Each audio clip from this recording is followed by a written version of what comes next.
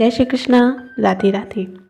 माघ मास के शुक्ल पक्ष की एकादशी अर्थात जया एकादशी पर सुनी जाने वाली पौराणिक कथा इस प्रकार है। एक समय की बात है, देवराज इंद्र नंदन वन में अप्सराओं के साथ गंधर्व गान कर रहे थे, जिसमें प्रसिद्ध गंधर्व पुष्पदंत, उनकी कन्या पुष्पवती तथा चित्रसेन और उनकी पत्नी मालिनी भी उपस्थित थी।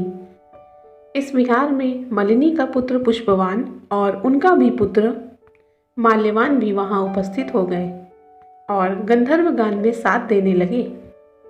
उसी क्रम में गंधर्व कन्या पुष्पवती माल्यवान को देखकर उस पर मोहित हो गई और अपने रूप से माल्यवान को अपने वश में कर लिया।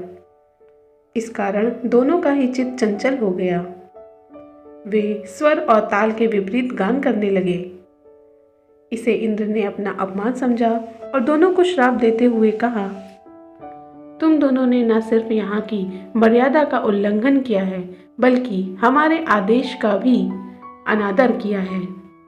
इस कारण तुम दोनों स्त्री पुरुष में रूप में जाकर मृत्युलोक पर अपने कर्म फल को भोगते रहो।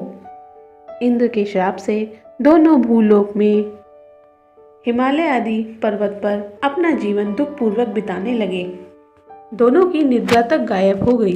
दिन गुजरते गए और उनका संकट बढ़ता ही जा रहा था। अब दोनों ने निर्णय लिया कि देव आराधना करेंगे और संयम से जीवन को व्यतीत करेंगे। इसी प्रकार से व्रत करते हुए माघ मास के शुक्ल पक्ष की एकादशी तिथि आ गई। दोनों ने निराहार रहकर पूरा दिन गुजारा और संध्या के समय पीपल वृक्ष के नीचे अपने पाप से मुक्ति हेतु ऋषिकेश भगवान विष्णु को स्मरण करते रहे।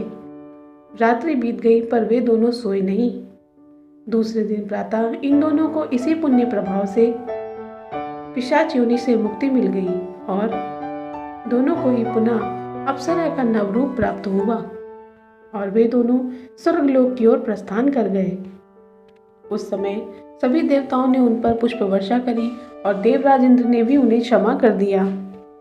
इस व्रत के बारे में श्री कृष्ण ने युधिष्ठिर से कहा था कि जिस मनुष्य ने इस एकादशी व्रत को किया, यह मानो कि उसने सभी यज्ञ जप और दान आदि कर लिए हैं। यही कारण है कि सभी एकादशियों में से जया एकादशी का विशिष्ट महत्व है। श्री जया एकादशी व्रत कथा समाप्त।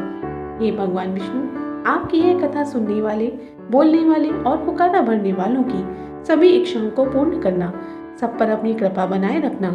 बोलिए जय श्री कृष्ण। राधे राधे।